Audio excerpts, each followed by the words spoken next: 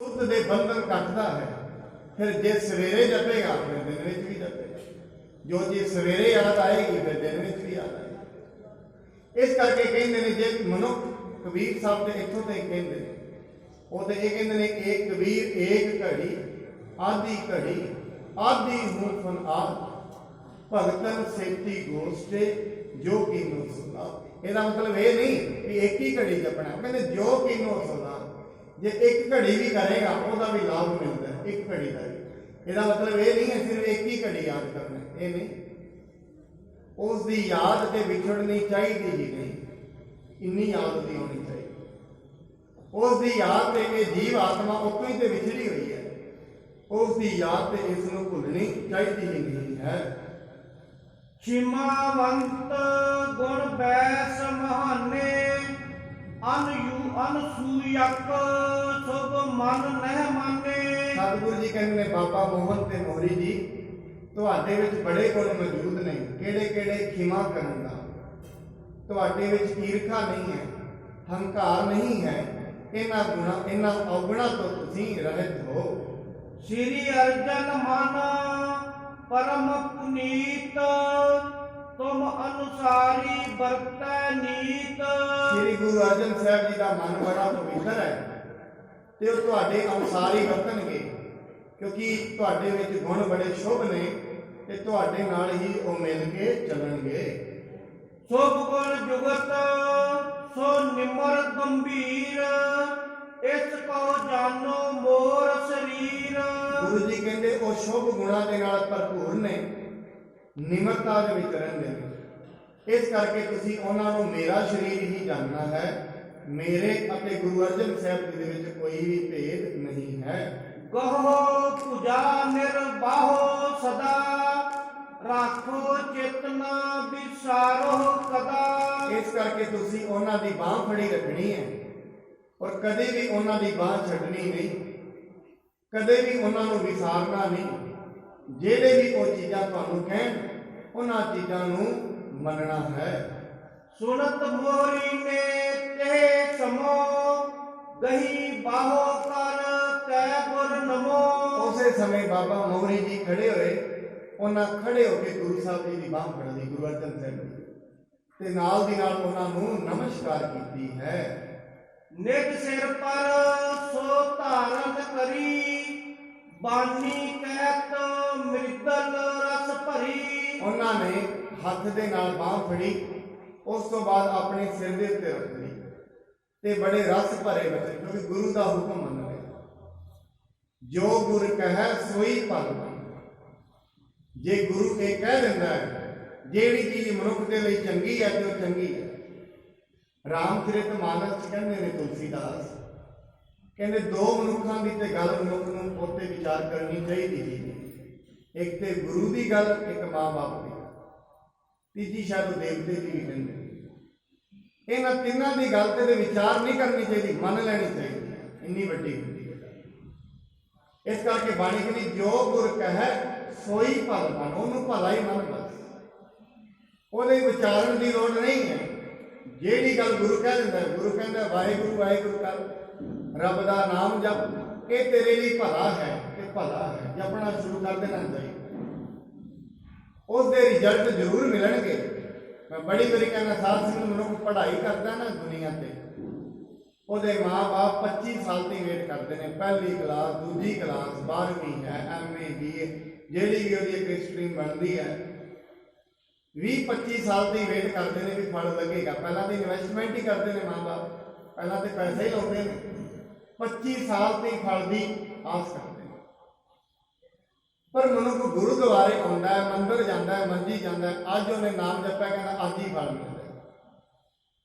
ਔਰ ਜਦੋਂ ਅਰਦਾਸ ਵੀ ਕਰਦਾ ਨਾ, ਕਹਿੰਦਾ ਹੁਣੇ ਅਰਦਾਸ ਕੀਤੀ ਹੈ ਤੇ ਹੁਣੇ ਹੀ ਮਿਲ ਜਾਏ।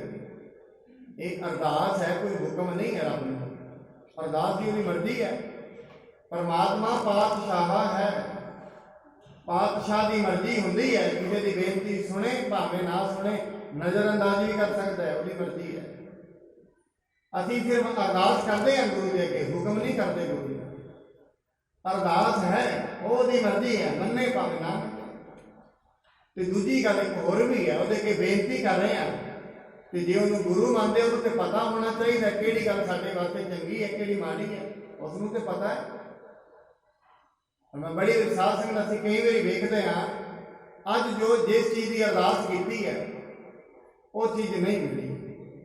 5 ਸਾਲਾਂ ਬਾਅਦ ਸਾਨੂੰ ਲੱਗਦਾ ਹੈ ਠੀਕ ਹੋਇਆ ਰੱਬ ਨੇ ਉਹ ਚੀਜ਼ ਨਹੀਂ ਦਿੱਤੀ, ਨਹੀਂ ਮੇਰੀ ਜ਼ਿੰਦਗੀ ਐਵੇਂ ਖਰਾਬ ਹੋ ਜਾਂਦੀ ਸੀ। ਆਹ ਚੀਜ਼ ਮੈਨੂੰ ਮਿਲੀ। ਮੈਂ ਇੱਕ ਮਨੁੱਖ ਮੈਨੂੰ ਮਿਲਿਆ, ਉਹ ਕਹਿੰਦਾ ਮੇਰੇ ਭਰਾਵਾਂ ਨੇ ਮੈਨੂੰ ਅਲੱਗ ਕਰ ਦਿੱਤਾ ਘਰ ਪਰਿਵਾਰ ਤੋਂ, ਐਸਾ ਕੀਤਾ ਕੋਈ ਪ੍ਰੋਪਰਟੀ ਮੇਰੇ ਨਾਮ ਨਹੀਂ, ਸਭ ਕੁਝ ਖੋ ਲਿਆ ਸਭ। ਮੈਂ ਉਹਨਾਂ ਨੂੰ ਕਿਹਾ, ਬੇਨਤੀ ਕੀਤੀ ਮੈਨੂੰ ਨੌਕਰੀ ਦੇ ਦਿਓ, ਮੈਂ ਦੱਸਾਂਗਾ ਨਹੀਂ ਕਿਸੇ ਨੂੰ, ਮੈਨੂੰ ਨੌਕਰੀ ਦੇ ਦਿਓ ਆਪਣੀ ਦੁਕਾਨ। ਕਹਿੰਦੇ ਕੋਈ ਨੌਕਰੀ ਨਹੀਂ, ਚੱਲ। ਕਹਿੰਦੇ ਕੋਈ ਨੌਕਰੀ ਨਾ ਦਿੱਤੀ, ਬੱਚੇ ਮੇਰੇ ਛੋਟੇ ਛੋਟੇ, ਮੈਂ ਆਪਣਾ ਰੱਬ ਦਾ ਨਾਮ ਲਿਆ ਕੇ ਸ਼ੁਰੂ ਕਰ ਦਿੱਤਾ ਹੋਰ ਕੰਮ। ਕਹਿੰਦੇ ਕੰਮ ਸ਼ੁਰੂ ਕੀਤਾ, 50-70 ਸਾਲਾਂ ਬਾਅਦ ਮੈਂ ਵੱਡਾ ਬਿਜ਼ਨਸ ਖੋਲ ਲਿਆ।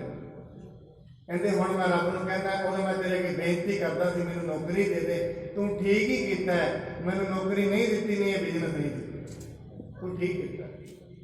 ਮਹਾਰਾਜ ਤਾਂ ਹੀ ਕਹਿੰਦੇ ਨੇ, ਹਮ ਅਗਿਆਨ ਅਲਪ ਮਤ ਥੋਰੀ ਤੁਮ ਆਪਨ ਬਿਰਦ ਰਖਾਓ। हे परमात्मा ਸਾਨੂੰ ਨਹੀਂ ਪਤਾ, ਅਸੀਂ ਤੇ ਥੋੜੀ ਜਿਹੀ ਮੱਤ ਵਾਲੇ ਜੀਵ ਆ। ਇਹ ਹੁਣ ਦਾ ਹੀ ਵੇਖ ਰਹੇ ਆ, ਸ਼ਾਮ ਦਾ ਸਾਨੂੰ ਕੀ ਪਤਾ ਸ਼ਾਮੀ ਕੀ ਹੋਣਾ। ਕਿੰਨੀ ਕੁ ਮਨੁੱਖ ਦੀ ਮੱਤ ਹੈ, ਇੱਥੋਂ ਤੇ ਹੀ ਮੱਤ ਹੈ, ਖਾਣ ਦਾ ਪਤਾ ਹੈ, ਪੀਣ ਦਾ ਪਤਾ ਹੈ ਬਸ। ਔਰ ਬ੍ਰਹਮ ਗਿਆਨੀ ਤੇ ਮਨੁੱਖ ਹੋ ਨਹੀਂ ਕਹਿ ਰਹੇ, ਸਭ ਕੁਝ ਪਤਾ ਲੱਗ ਗਿਆ। ਇਸ ਕਰਕੇ ਸਤਿਗੁਰੂ ਜੀ ਕਹਿੰਦੇ ਨੇ ਜੋ ਰੱਬ ਕਰ ਰਿਹਾ ਹੈ ਉਹ ਠੀਕ ਕਰ ਰਿਹਾ, ਤੂੰ ਉਹਦੇ ਅੱਗੇ ਅਰਦਾਸ ਕਰਦਾ ਹੈ ਨਾ, ਉਹ ਅਰਦਾਸ ਹੈ, ਹੁਕਮ ਨਹੀਂ ਹੈ ਪਰਮਾਤਮਾ ਦੀ। ਉਹ ਅਰਦਾਸ ਮੰਨੇ ਭਾਵੇਂ ਨਾ ਮੰਨੇ, ਇਹ ਉਹਦੀ ਮਰਜ਼ੀ ਹੈ। ਪਰ ਬਾਣੀ ਕਹਿੰਦੀ ਪਰਮਾਤਮਾ ਦਾ ਇੱਕ ਬਿਰਧ ਹੈ, ਉਹਦਾ ਇੱਕ ਸੁਭਾਅ ਵੀ ਹੈ ਕਿ ਜਿਹੜੇ ਉਹਦੇ ਅੱਗੇ ਡਿੱਗ ਜਾਂਦੇ ਨੇ ਨਾ, ਉਹ ਉਹਨਾਂ ਨੂੰ ਚੁੱਕ ਕੇ ਗੱਲ ਨਾਲ ਲੱਗ ਜਾਂਦਾ ਹੈ, ਉਹਦਾ ਸੁਭਾਅ। ਜਿਵੇਂ ਆਮ ਅਸਾਂ ਜ਼ਿੰਦਗੀ 'ਚ ਵੇਖਦੇ ਹਾਂ, ਕਈ ਲੋਕ ਸਾਨੂੰ 70 ਵਾਰੀ ਗਾਲਾਂ ਕੱਢਣ, ਜੇ ਕਦੀ ਉਹ ਆ ਕੇ ਚਰਨੀ ਪੈ ਜਾਣ ਨਾ, ਰੋਣ ਲੱਗ ਜਾਣ, ਅਸੀਂ ਸੋਚਦੇ ਹਾਂ ਛੱਡ ਪਰਾ ਬਣਾ, ਇਹ ਤੇ ਰੋਣ ਹੀ ਲੱਗ ਪਿਆ, ਛੱਡ ਇਹ ਸਾਰੇ ਵਿਕਾਰ ਕਰ, ਛੱਡ ਸਾਰੀਆਂ ਹੀ ਭੁੱਲ ਜਾ ਪਿਛਲੀਆਂ। ਐਵੇਂ ਕਹਿੰਦੇ ਪਰਮਾਤਮਾ ਵੀ ਐਵੇਂ ਹੈ, ਜਦੋਂ ਮਨੁੱਖ ਉਹਦੇ ਚਰਨੀ ਡਿੱਗ ਜਾਂਦਾ ਹੈ ਨਾ, ਸਗਲ ਦੁਆਰ ਕੋ ਛਾੜ ਕੇ ਗਹਿਓ ਤੁਹਾਰੋ ਦੁਆਰ, ਬਾਹੇ ਗਹੇ ਕੀ ਲਾਜ ਅਸ ਗੋਬਿੰਦ ਦਾਸ ਤੁਹਾਰ। ਜਦੋਂ ਐਵੇਂ ਕਹਿ ਦਿੰਦਾ ਹੈ ਨਾ, ਮੇਰੇ ਵੱਸ ਦਾ ਕੁਝ ਨਹੀਂ ਹੈ, ਸਭ ਕੁਝ ਤੇਰੇ ਹੀ ਵੱਸ ਵਿੱਚ ਹੈ, ਫਿਰ ਪਰਮਾਤਮਾ ਜੋ ਸ਼ਰਨ ਆਵੇ ਇਸ ਕੰਠ ਲਾਵੇ। ਸ਼ਰਨ ਦਾ ਮਤਲਬ ਪਤਾ ਕੀ ਹੁੰਦਾ ਹੈ? ਮੇਰੇ ਵੱਸ ਦਾ ਕੁਝ ਨਹੀਂ ਹੈ। ਜਿਵੇਂ ਇੱਥੇ ਬੱਚੇ ਅਮਰੀਕਾ ਜਾਂਦੇ ਨੇ ਨਾ ਦੀਵਾਰ ਟੱਪ ਕੇ, ਜਦੋਂ ਦੀਵਾਰ ਚਲੇ ਜਾਂਦੇ ਨੇ ਨਾ, ਉਹਨਾਂ ਨੂੰ ਪੁੱਛਿਆ ਜਾਂਦਾ ਹੈ ਤੁਸੀਂ ਕਿਉਂ ਆਏ ਹੋ? ਸਾਨੂੰ ਤੇ ਉੱਥੇ ਜਾਣ ਦਾ ਹੀ ਖਤਰਾ ਹੈ, ਅਸੀਂ ਨਹੀਂ ਬਚ ਪਾਵਾਂਗੇ ਉੱਥੇ, ਅਸੀਂ ਤੇ ਤੁਹਾਡੀ ਸ਼ਰਨ ਵਿੱਚ ਆਏ ਹਾਂ, ਭਾਵੇਂ ਮਾਰ ਦੇਵੋ ਭਾਵੇਂ ਰੱਖ ਲਵੋ। ਉਹ ਕਹਿੰਦੇ ਚਲੋ ਠੀਕ ਹੈ, ਸ਼ਰਨਾਰਥੀ ਨੇ, ਤੇ ਸ਼ਰਨਾਰਥੀ ਨੂੰ ਬਚਾਉਣਾ ਤੇ ਧਰਮ ਹੁੰਦਾ ਅਗਲੇ। ਐਵੇਂ ਅਸੀਂ ਪਰਮਾਤਮਾ ਦੇ ਸ਼ਰਨਾਰਥੀ ਬਣ ਜਾਈਏ। ਇਹ ਪਰਮਾਤਮਾ, ਮੈਂ ਆਪਣੀ ਬੁੱਧੀ ਦੇ ਨਾਲ ਬੜੇ ਯਤਨ ਕੀਤੇ ਨੇ, ਮੇਰੀ ਬੁੱਧੀ ਦੇ ਨਾਲ ਤੇ ਮੇਰੀ ਜ਼ਿੰਦਗੀ ਠੀਕ ਹੋਈ। ਯਤਨ ਬਹੁਤ ਮੈਂ ਕਰ ਰਹੇ ਹੋ, ਮਿਟਿਓ ਨਾ ਮਨ ਕੋ ਮਾਨ।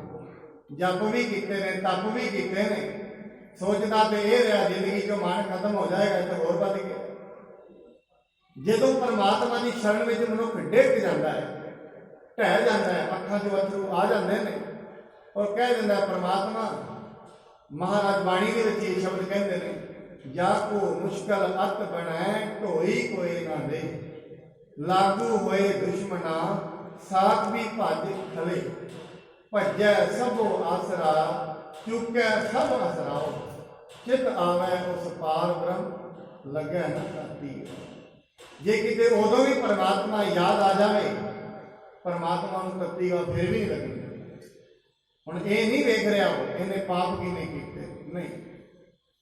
ਜਿਹਨੂੰ ਮਹਾਰਾਜ ਕਹਿੰਦੇ ਮੀਟਨ ਸਗਲ ਸਿਮਰਨ ਹਰ ਨਾਮ ਨਾਨਕ ਜੈਸੇ ਪਾਵਕ ਕਾਸ਼ਟ ਭਸਮੰ ਕਰੋ। ਮਨੁੱਖ ਲੱਖਾਂ ਹੀ ਦੁੱਖ ਨੂੰ ਆਏ ਹੋਣ, ਘੋਰ ਦੁੱਖਾਂ ਅਨਕ ਹੱਤਿਆਂ ਜਨਮ ਵਿਖਿਆਤਨ, ਜਿਹਨੂੰ ਮਹਾਰਾਜ ਬਾਣੀ ਦੇ ਵਿੱਚ ਜਨਮ ਦਾਰਿਦਰਨ ਮਹਾ ਵਿਖਿਆਤਨ, ਜਨਮ ਦਰਿਦਰੀ ਹੋ ਗਿਆ, ਬੜੀਆਂ ਹੱਤਿਆਵਾਂ ਕੀਤੀਆਂ ਨੇ, ਘੋਰਾਂ ਹੀ ਦੁੱਖ ਨੇ, ਪਰ ਕਹਿੰਦੇ ਰੱਬ ਦਾ ਨਾਮ ਉਦੋਂ ਵੀ ਉਹਨੂੰ ਜਪ ਲਏ ਸਾਰੇ ਹੀ ਖਤਮ ਕਰ ਦਿੰਦਾ। ਹੁਣ ਮੈਨੂੰ ਕਹਿ ਦਿੰਦਾ ਹੈ ਕਿ ਮੇਰੇ ਕਰਮਾਂ ਦੇ ਲੇਖ ਮਿਟ ਸਕਦੇ ਨੇ, ਬਾਣੀ ਤੇ ਕਦੇ ਮਿਟ ਜਾਂਦੇ। ਕਰਮ ਵੱਡੇ ਨਹੀਂ ਹੁੰਦੇ, ਬਖਸ਼ਿਸ਼ ਵੱਡੀ ਹੁੰਦੀ ਹੈ। ਕਰਮਾਂ ਦੇ ਨਾਲ ਕਰਮ ਨਹੀਂ ਕੱਟੇ ਜਾਂਦੇ, ਕਰਮ ਕੱਟੇ ਜਾਂਦੇ ਨੇ ਉਹਦੀ ਸ਼ਰਨ ਵਿੱਚ ਆ ਕੇ। ਕਿੰਨੇ ਕੁ ਕਰਮ ਕਰ ਲਵਾਂਗੇ? ਜੇ ਕਰਮਾਂ ਦੇ ਨਾਲ ਕਰਮ ਕੱਟ ਰਹੇ ਆ, ਫਿਰ ਕਰਮ ਹੰਕਾਰ ਪੈਦਾ ਕਰ ਦੇਣਗੇ। ਮੈਂ ਤੇ ਨਾਮ ਜਪਦਾ, ਮੈਂ ਤੇ ਪਾਰ ਹੋਈ ਜਾਵਾਂਗਾ। ਕਿੱਥੇ ਜਪਿਆ ਨਾਮ? ਜੇ ਹੰਕਾਰ ਆ ਗਿਆ ਨਾਮ ਤੇ ਗਿਆ। ਮੈਂ ਤੇ ਸਵੇਰੇ ਉੱਠ ਕੇ ਬਾਣੀ ਪੜ੍ਹ ਲੈਂਦਾ ਹਾਂ, ਪਰ ਜੇ ਆ ਗਿਆ ਮੈਂ ਪੜ੍ਹ ਲੈਣਾ, ਦੂਜਾ ਪੜ੍ਹਦਾ ਨਹੀਂ ਗਿਆ। ਜਿਵੇਂ ਸ਼ੇਖ ਸਾਦੀ, ਮੈਂ ਕਈ ਵਾਰੀ ਇਹ ਬੇਨਤੀ ਕੀਤੀ, ਸ਼ੇਖ ਸਾਦੀ ਤੇ ਉਹਦਾ ਪਿਤਾ ਰਾਤ ਨੂੰ ਖੜੇ ਸਨ। ਸ਼ੇਖ ਸਾਦੀ ਕਹਿੰਦਾ, ਪਿਤਾ ਜੀ ਕਿੱਡੇ ਕਾਫਰ ਲੋਕ ਨੇ, ਵੇਖੋ ਨਮਾਜ਼ ਦਾ ਟਾਈਮ ਹੋ ਗਿਆ ਤੇ ਨਮਾਜ਼ ਹੀ ਨਹੀਂ ਪੜ੍ਹ ਰਹੇ। ਉਹਦਾ ਪਿਤਾ ਕਹਿੰਦਾ, ਠੀਕ ਹੁੰਦਾ, ਤੂੰ ਵੀ ਸੁੱਤਾ ਹੀ ਹੁੰਦਾ, ਘੱਟੋ ਘੱਟ ਤੂੰ ਇਹਨਾਂ ਦੀ ਨਿੰਦਿਆ ਤੇ ਨਾ ਕਰਦਾ। ਤੇਰਾ ਇਹ ਕੀਤਾ ਹੋਇਆ ਪਾਣੀ ਤੇ ਹੀ ਗਿਆ, ਤੂੰ ਕਾਹਦਾ ਦਬਤਾ ਕੀਤਾ? ਐਵੇਂ ਮਨੁੱਖ ਦੀ ਜ਼ਿੰਦਗੀ ਵਿੱਚ ਹੁੰਦਾ ਹੈ। ਮਨੁੱਖ ਥੋੜਾ ਜਿਹਾ ਆਪ ਕਰ ਲੈਂਦਾ, ਫਿਰ ਦੂਜਿਆਂ ਤੇ ਕਟਾਕਸ਼ ਕਰਦਾ। ਇਹ ਕੋਣ ਨਾਮ ਜਪਦੇ ਨੇ ਤੇ ਗੁਰਦੁਆਰੇ ਕਦੀ ਨਹੀਂ ਆਏ। ਬਾਣੀ ਕਹਿੰਦੀ ਇਹ ਕੋਈ ਪਤਾ ਨਹੀਂ ਹੈ ਜਿਹੜੇ ਇੱਕ ਜਾਗਨ ਦੇ ਨਾਲ ਹਨ, ਇੱਕ ਨਾ ਸੱਤਿਆਂ ਦੇ। ਉਹਦੀ ਕੁਦਰਤ ਦਾ ਕੋਈ ਪਤਾ ਨਹੀਂ। ਠੀਕ ਹੈ, ਤੂੰ ਅੱਜ ਆ ਰਹੇ ਆ, ਕੀ ਪਤਾ ਲੱਗਦਾ ਹੈ ਕੱਲ ਨੂੰ ਉਹ ਤੇਰੇ ਅੱਜ ਹੰਕਾਰ ਆ ਗਿਆ, ਕੱਲ ਨੂੰ ਇਹ ਕਰਮ ਖਤਮ ਹੋ ਜਾਣ, ਕੀ ਪਤਾ ਲੱਗਦਾ? ਇਹ ਜ਼ਿੰਦਗੀ ਦਾ ਕੋਈ ਪਤਾ ਨਹੀਂ ਹੈ। ਇਹ ਦਿਲਕਣਬਾਜ਼ੀ ਹੈ ਸੰਸਾਰ। ਮਹਾਰਾਜ ਬਾਣੀ ਦੇ ਵਿੱਚ ਕਹਿੰਦੇ ਨੇ, ਇਹ ਜਿਹੜਾ ਸੰਸਾਰ ਹੈ ਇੱਕ ਸਾਗਰ ਦੀ ਨਹੀਂ, ਔਰ ਸਾਗਰ ਦੇ ਵਿੱਚ ਲੱਖਾਂ ਹੀ ਲਹਿਰਾਂ ਉੱਠਦੀਆਂ ਨੇ। ਇਹ ਕੋਈ ਪਤਾ ਨਹੀਂ ਹੈ ਕਿਹੜੀ ਸੁਨਾਮੀ ਆਉਣੀ ਹੈ ਤੇ ਕਿਸ਼ਤੀ ਪਲਟਾ ਕੇ ਪਰਾਂ ਮਾਰਨੀ, ਜਦ ਤੱਕ ਦਾ ਬੇੜਾ ਪੁੱਠਾ ਕਰ ਦੇਣਾ, ਕੋਈ ਪਤਾ ਨਹੀਂ। ਇਸ ਕਰਕੇ ਸਤਿਗੁਰੂ ਜੀ ਕਹਿੰਦੇ ਨੇ, ਤੂੰ ਉਹਦੇ ਅੱਗੇ ਸਿਰਫ ਹੱਥ ਜੋੜ, ਉਹਦੇ ਅੱਗੇ ਅਰਦਾਸ ਕਰ, ਉਹ ਤੇਰਿਆਂ ਸਾਰਿਆਂ ਦੁੱਖਾਂ ਨੂੰ ਕੱਟ ਸਕਦਾ ਹੈ। ਜਬ ਤੇ ਪਿਤ ਕੀ ਆਇਸ ਭਈ, ਮੈਂ ਸਰਦਾ ਤਬ ਤੇ ਧਰ ਗਈ। ਸਤਿਗੁਰੂ ਜੀ ਨੂੰ ਕਹਿੰਦਾ ਬਾਬਾ ਮੋਹਰੀ ਜੀ, ਕਹਿੰਦੇ ਜਦੋਂ ਦੀ ਮੇਰੇ ਪਿਤਾ ਜੀ ਦੀ ਆਗਿਆ ਹੋਈ ਹੈ ਨਾ ਮੈਨੂੰ, ਮੈਂ ਤੇ ਉਦੋਂ ਦੀ ਸਤਿਗੁਰੂ ਜੀ ਤੁਹਾਡੀ ਸ਼ਰਨ ਫੜ ਲਈ ਹੈ। ਸਤਿਗੁਰ ਰੂਪ ਪ੍ਰਿਥਮ ਤੁਮ ਭਏ, ਬੰਦਨੀਏ ਸਭ ਤੇ ਵੱਡ ਥੇ। ਇਸ ਕਰਕੇ ਸਤਿਗੁਰੂ ਜੀ ਪਹਿਲਾਂ ਤੁਸੀਂ ਗੁਰੂ ਅਮਰਦਾਸ ਜੀ ਦਾ ਰੂਪ ਹੋਏ ਸੀ, ਗੁਰੂ ਰਾਮਦਾਸ ਜੀ। ਉਸ ਦਿਨ ਤੋਂ ਹੀ ਤੁਸੀਂ ਸਾਡੇ ਲਈ ਸਤਿਕਾਰਯੋਗ ਹੋ ਗਏ ਸੀ ਤੇ ਬੰਧਨ ਕੱਟਣ ਵਾਲੇ ਹੋ ਗਏ ਸੋ। ਅਬ ਤੁਮ ਜਿਸੈ ਬਿਠਾਵੋ ਆਪ, ਜਗ ਗੁਰਤਾ ਵਡਿਆਈ ਥਾਪ। ਹੁਣ ਤੁਸੀਂ ਜਿਹਨੂੰ ਵੀ ਗੁਰਤਾ ਗੱਦੀ ਤੇ ਬਿਠਾ ਦੇਵੋਗੇ, ਸਾਡੇ ਲਈ ਤੇ ਉਹੀ ਸਤਿਕਾਰਯੋਗ ਹੈ। ਅਸੀਂ ਤੇ ਉਹਨਾਂ ਦੇ ਚਰਨਾਂ ਵਿੱਚ ਹੀ ਮੱਥਾ ਟੇਕ ਦੇਵਾਂਗੇ। ਤੁਮ ਸਮ ਪੂਜਨੀਐ ਸਭ ਕੇਰੇ, ਇਸ ਪ੍ਰਕਾਰ ਦਿੜ ਸਰਦਾ ਮੇਰੇ।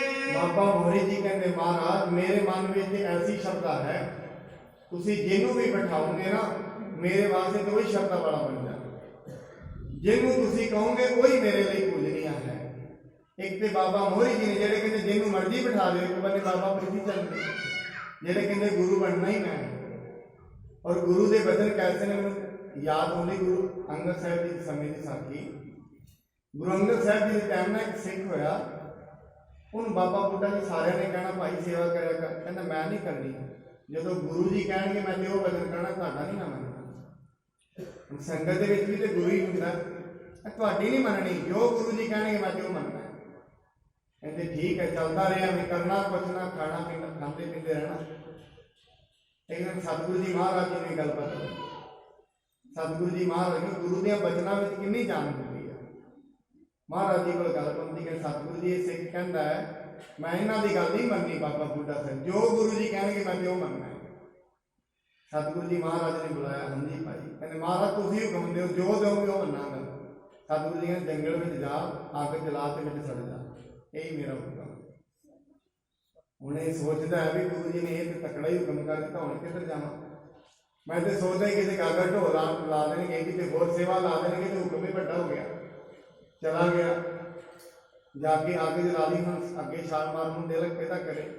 ਇੱਕ ਬੰਦੇ ਇਹ ਵੀ ਸੋਚਦਾ ਵੀ ਗੁਰੂ ਦਾ ਹੁਕਮ ਹੈ, ਹੁਕਮ ਕਿਉਂਕਿ ਇੱਕ ਸਾਧ ਬਚਨ ਅਟਲਾ ਹੈ। ਗੁਰੂ ਦਾ ਬਚਨ ਬੜਾ ਵੱਡਾ ਹੁੰਦਾ ਹੈ। ਜੇ ਕੋ ਬਚਨ ਕਮਾਵੇ ਸੰਤਨ ਕਾ, ਸੋ ਗੁਰ ਪ੍ਰਸਾਦੀ ਕਰੀ ਹੈ। ਬਚਨ ਕਮਾਉਣਾ ਹੀ ਵੱਡੀ ਚੀਜ਼ ਹੈ। ਉਹ ਅੱਗ ਲਗਾਈ, ਇਹਨੇ ਵਿੱਚ ਇੱਕ ਚੋਰ ਆ ਗਿਆ, ਕਹਿੰਦੇ ਕੀ ਗੱਲ ਹੋਈ। ਹੁਣ ਉਹਦੇ ਸ਼ਬਦ ਭਾਗ ਜਾ ਕੇ ਹੋਣਗੇ। ਉਹ ਕਹਿੰਦਾ ਗੁਰੂ ਜੀ ਨੇ ਹੁਕਮ ਕੀਤਾ ਵੀ ਇਹਦੇ ਵਿੱਚ ਸੜ ਕੇ ਮਰ ਜਾਣਾ, ਹੁਣ ਸਾਡੇ ਕਿਹੜਾ। ਕਹਿੰਦੇ ਆ ਲੈ ਫੜ ਸੋਨਾ, ਮੈਂ ਲੁੱਟ ਕੇ ਲਾਇਆ, ਗੁਰੂ ਦਾ ਵਚਨ ਮੈਨੂੰ ਦੇ ਦੇ, ਮੈਂ ਵਿੱਚ ਛਾਲ ਮਾਰ। ਭਾਈ ਵੀਰ ਸਿੰਘ ਲਿਖਦੇ ਨੇ ਉਹਨੇ ਵਿੱਚ ਛਾਲ ਮਾਰ ਦਿੱਤੀ। ਜਿਵੇਂ ਛਾਲ ਮਾਰੀ, ਕਹਿੰਦੇ ਹਨ ਉਹਦੀ ਜਿਹੜੀ ਰੂਹ ਹੈ ਉਹ ਦਰਗਾਹ ਦੇ ਵਿੱਚ ਦੇਵਦੂਤ ਉਸ ਨੂੰ ਲੈਣ ਲਈ ਆਏ, ਵਿਗਾੜ ਵਿੱਚ ਚੜ ਕੇ ਹੋ ਗਿਆ। ਹੁਣ ਇਹ ਬੜਾ ਖੁਸ਼ ਹੋਇਆ ਵੀ ਵੇਖੋ ਨਾਲੇ ਤੇ ਵਚਨ ਵੀ ਨਹੀਂ ਕਮਾਇਆ, ਨਾਲੇ ਸੋਨਾ ਵੀ ਮਿਲ ਗਿਆ। ਘਰ ਆ ਗਿਆ, ਘਰ ਆ ਕੇ ਪਿੱਛੇ ਪਿੱਛੇ ਇਨਕੁਆਰੀ ਵੀ ਲੱਗੀ ਹੋਈ ਸੀ, ਉਹਨਾਂ ਫੜ ਲਿਆ, ਨਾਲੇ ਤੇ ਸੋਨਾ ਖੋਇਆ, ਨਾਲੇ ਫਾਂਸੀ ਦੇ ਦਿੱਤੀ, ਮਰਨਾ ਫਿਰ ਵੀ ਪੈ ਗਿਆ। ਇਸ ਕਰਕੇ ਇਹ ਹੁੰਦਾ ਗੁਰੂ ਦੇ ਵਚਨ ਦੇ ਵਿੱਚ ਬੜੀ ਜਾਨ ਹੁੰਦੀ ਹੈ। ਗੁਰੂ ਦੇ ਵਚਨ ਹੀ ਮਨੁੱਖ ਨੂੰ ਦਰਗਾਹ ਵਿੱਚ ਲੈ ਜਾਂਦੇ ਨੇ। ਦਰਗਾਹ ਵਿੱਚ ਹੁਣ ਕਈ ਮਨੁੱਖ ਇਹ ਵੀ ਸ਼ੰਕਾ ਕਰਦੇ ਨਹੀਂ ਦਰਗਾਹ ਤੇ ਹੁੰਦੀ ਨਹੀਂ, ਕਿੱਥੇ ਮਨੁੱਖ ਦਾ ਲੇਖਾ ਜੋਖਾ ਹੋਣਾ, ਐਸਾ ਨਹੀਂ ਹੈ। ਸਾਧ ਸੰਗਤ, ਇਹ ਸਰਕਾਰ ਦੇ ਕੁਝ ਰੂਲ ਨੇ, ਜਿਵੇਂ ਰੈੱਡ ਲਾਈਟ ਦਾ ਇੱਕ ਨਿਯਮ ਹੈ। ਠੀਕ ਹੈ, ਕੋਈ ਅਣਦੇਖਾ ਕਰ ਦੇਗਾ ਇਹਦਾ ਮਤਲਬ ਇਹ ਨਹੀਂ ਹੈ ਜੁਰਮਾਨੇ ਤੋਂ ਬਚ ਜਾਏਗਾ। ਠੀਕ ਹੈ, ਨਿਤਸ਼ੇ ਨੇ ਕਹਿ ਦਿੱਤਾ ਰੱਬ ਹੀ ਨਹੀਂ ਹੈ, ਤੇ ਨਹੀਂ ਉਹਦੇ ਕਹਿਣ ਤੇ ਰੱਬ ਚਲਾ ਗਿਆ ਕਿਤੇ ਦੁਨੀਆ, ਉਹਦੀ ਆਪਣੀ। ਜਿਵੇਂ ਐਵੇਂ ਕਹਿ ਦਈਏ ਅੰਨੇ ਦੇ ਵਾਸਤੇ ਸੂਰਜ ਨਹੀਂ ਹੈ, ਤੇ ਜਿਹਨੇ ਕਹਿ ਦਿੱਤਾ ਨਹੀਂ ਹੈ, ਇਹਦਾ ਮਤਲਬ ਇਹ ਨਹੀਂ ਹੈ। ਨਿਤਸ਼ੇ ਨੇ ਕਹਿ ਦਿੱਤਾ ਕਿ ਰੱਬ ਨਹੀਂ ਹੈ, ਉਹ ਕੀ ਕਹਿੰਦੇ ਨੇ ਕੋਈ ਇਨਸਾਫ ਨਹੀਂ ਹੁੰਦਾ। ਬਾਣੀ ਕਹਿੰਦੀ ਲੇਖਾ ਰੱਬ ਮੰਗੀਸੀਆ ਬੈਠਾ ਕਰ। ਇੱਕ ਹੁਕਮ ਬਣਾਇਆ ਪਰਮਾਤਮਾ ਨੇ, ਉਹ ਹੁਕਮ ਦੇ ਅਨੁਸਾਰ ਤੇਰਾ ਲੇਖਾ ਹੈ। ਔਰ ਮੈਂ ਸਵੇਰੇ ਇਸ ਚੀਜ਼ ਤੇ ਪਤਾ ਕਰ ਰਿਹਾ ਸੀ, ਬੈਠੇ ਸਨ ਕਿਤੇ, ਉਹ ਕਹਿ ਰਹੇ ਸੀ ਨੇ ਘਟਨਾ ਉਹਨਾਂ ਨੇ ਸੁਣਾਈ। ਉਹ ਦੱਸਦੇ ਕਹਿੰਦੇ ਅਸੀਂ ਛੋਟੇ ਜਿਹੇ ਹੁੰਦੇ ਸੀ, ਮੇਰੇ ਸਾਰੀ ਘਟਨਾ ਸੁਣਾ ਰਹੇ ਸਨ। ਤੇ ਉਹਨਾਂ ਦੇ ਨਗਰ ਦੇ ਵਿੱਚ ਨਾ ਇੱਕ ਮਨੁੱਖ ਹੁੰਦਾ ਸੀ, ਉਹਦਾ ਨਾਂ ਸੀ ਤਿਲਕ ਰਾਜ। ਕਹਿੰਦੇ ਹਨ ਉਹ ਜਿਹੜਾ ਤਿਲਕ ਰਾਜ ਸੀ ਨਾ ਮਰ ਗਿਆ। ਉਹ ਦੱਸਦਾ ਹੁੰਦਾ ਸੀ, ਕਹਿੰਦੇ ਮੇਰੀ ਆਤਮਾ ਉੱਤੇ ਗਈ, ਮੈਨੂੰ ਐਸੀਆਂ ਭੀੜੀਆਂ ਥਾਵਾਂ ਤੋਂ ਕੱਢਿਆ ਗਿਆ, ਬੜੀਆਂ ਨਦੀਆਂ ਚੋਂ ਕੱਢਿਆ ਗਿਆ। ਕਹਿੰਦੇ ਇੱਕ ਨਦੀ 'ਚ ਮੈਂ ਡੁੱਬਣ ਲੱਗਿਆ, ਗਊ ਆ ਗਈ, ਉਹਨੇ ਮੈਨੂੰ ਪਾਰ ਕਰ ਦਿੱਤਾ। ਕਹਿੰਦਾ ਫਿਰ ਮੈਨੂੰ ਇੱਕ ਥਾਂ ਐਸੀ ਲਿਜਾਇਆ ਗਿਆ ਜਿੱਥੇ ਦੋਵੇਂ ਸਾਈਡਾਂ 'ਚ ਲੇਖੇ ਵਾਲੇ ਬੈਠੇ ਨੇ, ਉਹ ਲੇਖਾ ਵਾਚ ਰਹੇ ਨੇ, ਉਹ ਬੈਠੇ ਨੇ ਲੇਖਾ ਵਾਚ ਰਹੇ ਨੇ। ਕਹਿੰਦੇ ਉਹਨਾਂ ਜਾਂਦਿਆਂ ਮੈਨੂੰ ਆਖਿਆ ਇਹਨੂੰ ਕਿਹਨੂੰ ਲੈ ਆਏ ਹੋ, ਇਹ ਤਾਂ ਤੁਸੀਂ ਗਲਤ ਲੈ ਆਏ ਹੋ। ਕਹਿੰਦੇ ਨਾਲ ਹੀ ਉਹਨਾਂ ਮੈਨੂੰ ਜਿਵੇਂ ਆਕਾਸ਼ ਤੋਂ ਧੱਕਾ ਦੇ ਦੇਈਦਾ ਨਾ ਕਿਸੇ ਨੂੰ, ਐਵੇਂ ਮੈਨੂੰ ਧੱਕਾ ਦੇ ਦਿੱਤਾ। ਕਹਿੰਦੇ ਘਰ ਦੇ ਰੋ ਰਹੇ ਸਨ, ਰਾਤ ਪੈ ਗਈ ਸੀ, ਵਿੱਚ ਸੰਸਕਾਰ ਨਹੀਂ ਹੋਇਆ। ਇਹਨੇ ਮੇਰਾ ਹੱਥ ਪੈਰ ਹੀ ਲੜਨ ਲੱਗ ਪਿਆ, ਮੈਂ ਉੱਠ ਖਲੋਤਾ, ਘਰ ਦੇ ਵੇਖਣੇ ਫਿਰ ਉੱਠ ਗਿਆ। ਕਹਿੰਦੇ ਸਾਡੇ ਪਿੰਡ ਦੇ ਵਿੱਚ ਸਾਹਮਣੇ ਘਰ ਦੇ ਵਿੱਚ ਦੂਜਾ ਮਨੁੱਖ ਰਹਿੰਦਾ ਸੀ, ਤਿਲਕ ਰਾਜ ਬੱਕਰੀਆਂ ਵਾਲਾ। ਕਹਿੰਦੇ ਉਹ ਚੜਾਈ ਕਰ ਗਿਆ ਬੈਠਾ ਬੈਠਾ, ਮੈਂ ਉੱਠ ਗਿਆ, ਉਹ ਚੜਾਈ ਕਰ ਗਿਆ। ਕਹਿੰਦੇ ਅਸੀਂ ਵੇਖਿਆ ਉਹ ਬਜ਼ੁਰਗ ਵੀ ਹੋ ਗਿਆ ਸੀ, ਗੁਰਦੁਆਰੇ ਸੇਵਾ ਹੀ ਕਰਦਾ ਰਹਿੰਦਾ ਸੀ, ਕੋਕਾ ਵਿਕ ਗਿਆ। ਪਤਾ ਲੱਗ ਗਿਆ ਕਿ ਜ਼ਿੰਦਗੀ 'ਚ ਮਿਲਣਾ ਕੀ ਹੈ, ਨਾਲ ਕੀ ਜਾਣਾ। ਮੈਂ ਅੱਗੇ ਵੀ ਸਾਧ ਸਿੰਘ ਦੱਸਿਆ, letters of Julia Bhai Vir Singh ਨੇ ਗੁਰਮੁਖ ਸਿੱਖਿਆ ਦੇ ਵਿੱਚ ਲਿਖਿਆ। ਕਹਿੰਦੇ ਜੂਲੀਆ ਆਪਣੇ ਬ੍ਰਦਰ ਨੂੰ ਕਹਿੰਦੀ, ਉਹ ਐਡੀਟਰ ਹੈ ਇੱਥੇ ਕਿਤਾਬ ਦਾ ਰਿਵਿਊਜ਼ ਆਫ ਰਿਵਿਊ, ਉਹ ਲੈਟਰਸ ਆਫ ਜੂਲੀਆ ਵਿੱਚ ਕਹਿੰਦੀ ਆਪਣੇ ਭਰਾ ਨੂੰ, ਭਰਾ ਤੂੰ ਦੁਨੀਆ ਵਿੱਚ ਰਹਿਣਾ ਹੈ, ਇੱਥੇ ਰੱਬ ਦਾ ਨਾਮ ਕਮਾ, ਦਰਗਾਹ ਦੇ ਵਿੱਚ ਰੱਬ ਦੇ ਨਾਮ ਬੜਾ ਕੰਮ ਹੁੰਦਾ ਹੈ। ਦੁਨੀਆ ਵਿੱਚ ਰਹਿਣਾ ਹੈ, ਰੱਬ ਦੇ ਨਾਂ ਦੀ ਕਮਾਈ ਕਰ, ਇੱਥੇ ਰੱਬ ਦਾ ਨਾਂ ਜਪਣ ਵਾਲਿਆਂ ਨੂੰ ਬੜਾ ਮਾਣ ਮਿਲਦਾ ਹੈ। ਬਾਣੀ ਕਹਿੰਦੀ ਹੈ ਰੇ ਰੇ ਦਰਗਾਹ ਕਹੈ ਨਾ ਤੂੰ ਆਓ ਬੈਠ ਆਦਰ ਸ਼ੁੱਧੀ। ਇਸ ਕਰਕੇ ਸਤਿਗੁਰੂ ਜੀ ਦਾ ਜਿਹੜਾ ਬਚਨ ਹੈ, ਬਾਬਾ ਮੋਹਰੀ ਜੀ ਕਹਿੰਦੇ ਨੇ ਮਹਾਰਾਜ ਮੈਂ ਤੁਹਾਡੇ ਬਚਨ ਨੂੰ ਮੰਨਦਾ ਹਾਂ, ਜੋ ਵੀ ਤੁਸੀਂ ਕਹੋਗੇ ਉਹੀ ਬਚਨ ਮੇਰੇ ਲਈ ਪੂਜਨੀय ਹੋ ਜਾਏਗਾ। ਧੰਨ ਮੋਹਰੀ ਸਤਿਗੁਰ ਕਹਿਓ, ਪੁਨ ਸ੍ਰੀ ਅਰਜਨ ਕੀ ਦਿਸ ਲਹਿਓ। ਗੁਰੂ ਜੀ ਕਹਿੰਦੇ ਨੇ ਮੋਹਰੀ ਤੂੰ ਧੰਨ ਹੈ। ਫਿਰ ਸਤਿਗੁਰੂ ਜੀ ਮਹਾਰਾਜ ਜੀ ਨੇ ਗੁਰੂ ਅਰਜਨ ਸਾਹਿਬ ਜੀ ਵੱਲ ਲਿਖਿਆ ਹੈ, ਸੁਦਾ ਸਰੋਵਰ ਮੋਰ ਸਰੀਰ, ਤਿਸ ਕੀ ਟਹਿਲ ਕਰੋ ਵੱਡ ਧੀਰ। ਗੁਰੂ ਰਾਮਦਾਸ ਜੀ ਕਹਿੰਦੇ ਨੇ ਗੁਰੂ ਅਰਜਨ ਸਾਹਿਬ ਜੀ ਨੂੰ, ਜਿਹੜਾ ਅੰਮ੍ਰਿਤਸਰ ਦਾ ਸਰੋਵਰ ਹੈ ਉਹ ਮੇਰਾ ਸਰੀਰ ਹੈ। ਇਸ ਕਰਕੇ ਧੀਰਜ ਧਾਰਨ ਕਰਕੇ ਤੁਸੀਂ ਅੰਮ੍ਰਿਤਸਰ ਸਾਹਿਬ ਦੀ ਸੇਵਾ ਕਰਨੀ ਹੈ। ਜਗ ਮਹਿ ਵੱਡੋ ਹੋਏ ਪਖਿਆਤਾ, ਮੁਕਤ ਭੁਗਤ ਸੰਗਤ ਕੋ ਦਾਤਾ। ਜਗਤ ਦੇ ਵਿੱਚ ਜਿਹੜਾ ਅੰਮ੍ਰਿਤਸਰ ਦਾ ਸਰੋਵਰ ਹੋਏਗਾ ਉਹ ਬੜਾ ਵਿਖਿਆਤ ਹੋਏਗਾ, ਮੁਕਤੀ ਤੇ ਭੁਗਤੀ ਦਾ ਦਾਤਾ ਹੋਏਗਾ। ਉੱਥੋਂ ਮਨੁੱਖ ਨੂੰ ਜ਼ਿੰਦਗੀ ਦੇ ਵਿੱਚ ਕਈ ਲਾਭ ਮਿਲਿਆ ਕਰਨਗੇ। ਸ੍ਰੀ ਗੁਰ ਅਮਰਦਾਸ ਕੀ ਆਇਸ, ਰਹੇ ਖਣਤ ਹਮ ਸਭ ਸੁਖ ਦਾਇਸ। ਸ੍ਰੀ ਗੁਰੂ ਅਮਰਦਾਸ ਜੀ ਦੀ ਆਗਿਆ ਦੇ ਅਨੁਸਾਰ ਗੁਰੂ ਰਾਮਦਾਸ ਜੀ ਕਹਿੰਦੇ ਅਸੀਂ ਉਹਦੀ ਸੇਵਾ ਕਰਾਈ ਹੈ, ਹੁਣ ਅਗਲੀ ਸੇਵਾ ਤੁਸੀਂ ਕਰਾਉਣੀ ਹੈ। ਚੌਦਸ ਤੇ ਸੋ ਪਾਨ ਬਣਾਵੋ, ਹਰ ਮੰਦਰ ਸੁੰਦਰ ਉਸਰਾਵੋ। ਸਰੋਵਰ ਦੇ ਚਾਰੋਂ ਪਾਸੇ ਤੁਸੀਂ ਪੌੜੀਆਂ ਬਣਾਉਣੀਆਂ ਨੇ ਤੇ ਉਸ ਦੇ ਵਿੱਚ ਇੱਕ ਸੁੰਦਰ ਹਰਿਮੰਦਰ ਬਣਾਉਣਾ ਹੈ। ਇੱਥੋਂ ਤੇ ਦੀ ਕਥਾ ਆਪਾਂ ਸ਼੍ਰਵਣ ਕਰਾਂਗੇ, ਕਿਵੇਂ ਸਤਿਗੁਰੂ ਜੀ ਮਹਾਰਾਜ ਵੈਕੁੰਠ ਨੂੰ ਜਾਂਦੇ ਨੇ, ਕਿਵੇਂ ਸਤਿਗੁਰੂ ਮਹਾਰਾਜ ਸੱਚਖੰਡ ਬਿਆਨਾ ਕਰਦੇ ਨੇ, ਉਹ ਕੱਲ ਦੀ ਕਥਾ ਦੇ ਵਿੱਚ ਆਪਾਂ ਸ਼੍ਰਵਣ ਕਰਾਂਗੇ। ਸਤਿਗੁਰੂ ਜੀ ਮਹਾਰਾਜ ਕਿਰਪਾ ਕਰਨ, ਜਿੰਨੇ ਸਤ ਸੰਗੀ ਆਪ ਆਉਂਦੇ ਹੋ ਸਾਰਿਆਂ ਦੇ ਸਿਰਾਂ ਤੇ ਮੇਰ ਭਰਿਆ ਹੱਥ ਰੱਖਣ, ਆਪ ਜੀ ਨੂੰ ਉਦਮ ਉਪਰਾਲੇ ਬਖਸ਼ਣ। ਆਪ ਜੀ ਇਸੇ ਤਰੀਕੇ ਨਾਲ ਸੰਗਤ ਵਿੱਚ ਆ ਕੇ ਆਪਣੇ ਜੀਵਨ ਦੀਆਂ ਜਿਹੜੇ ਅਮੋਲਕ ਸਵਾਸ ਨੇ, ਅਮੋਲਕ ਘੜੀਆਂ ਹਨ, ਇਹਨਾਂ ਨੂੰ ਸਫਲ ਕਰ ਸਕੀਏ। ਸਭਨਾਂ ਦੇ ਸਿਰਾਂ ਤੇ ਮਿਹਰ ਭਰਿਆ ਹੱਥ ਰੱਖਣ, ਘਰਾਂ ਪਰਿਵਾਰਾਂ 'ਚ ਸੁਖ ਸ਼ਾਂਤੀ ਦੀ ਦਾਤ ਮਹਾਰਾਜ ਬਖਸ਼ਣ। ਇੰਨੀਆਂ ਬੇਨਤੀਆਂ ਪ੍ਰਵਾਨ ਹੋਈ ਕੋਈ ਦੀ ਖਿਮਾ ਕਰਨੀ ਜੀ। ਵਾਹਿਗੁਰੂ ਜੀ ਕਾ ਖਾਲਸਾ, ਵਾਹਿਗੁਰੂ ਜੀ ਕੀ ਫਤਿਹ।